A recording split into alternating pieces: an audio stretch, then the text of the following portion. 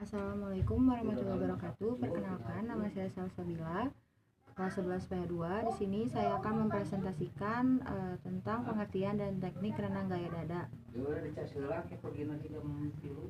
Pada abad ke-19, renang gaya dada diajarkan di sekolah-sekolah termasuk di kalangan militer, sehingga pada waktu itu gaya ini disebut dengan socials, renang yang diajarkan di sekolah yang diambil dari bahasa Belanda.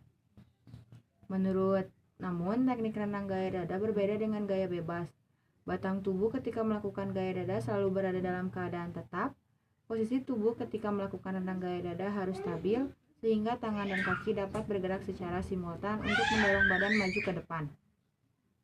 Ketika berenang menggunakan gaya dada, penting untuk memposisikan kepala dan badan dengan benar, karena hal tersebut mampu mengefisienkan badan tubuh ketika berenang sehingga melindungi leher dari cedera.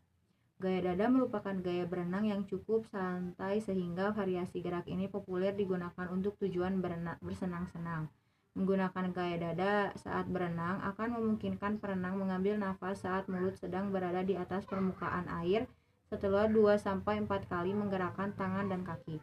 Renang gaya dada memiliki gerakan yang halus sehingga tidak mudah membuat tubuh cepat lelah ketika berenang. Oleh karena itu, renang gaya dada memiliki kecepatan paling lambat dibandingkan teknik renang yang lain.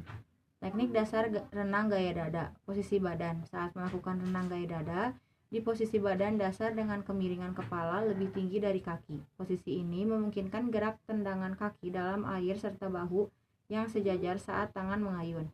Terdapat beberapa kesalahan posisi badan ketika meluncur, misalnya posisi tubuh tidak stabil, kepala terlalu naik ke atas permukaan air, atau sikap badan kaku. Hal ini dapat dialihkan dengan meluruskan tubuh dalam posisi telungkup ke dalam air. 2. Gerakan kaki.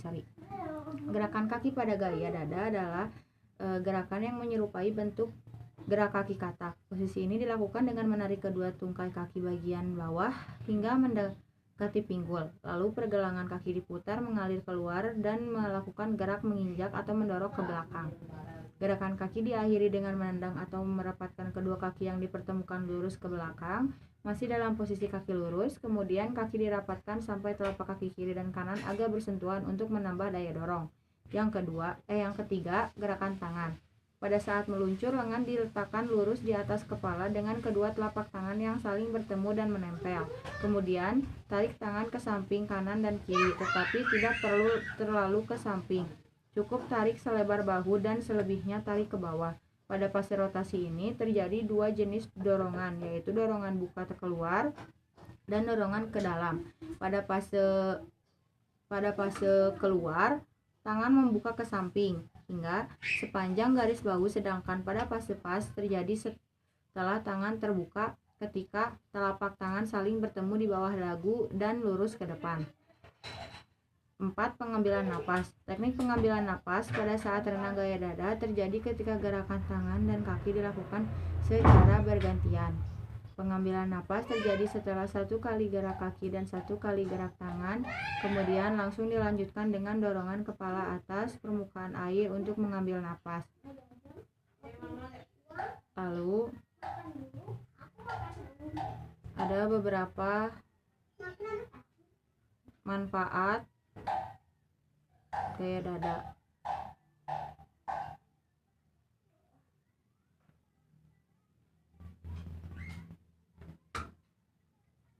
Manfaat renang gaya dada.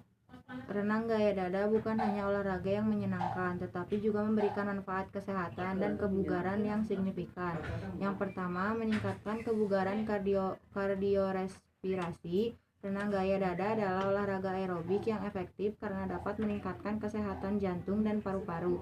Aktivitas ini membantu meningkatkan kapasitas paru-paru dan meningkatkan aliran darah, sehingga dapat mengurangi resiko penyakit kardiovaskular.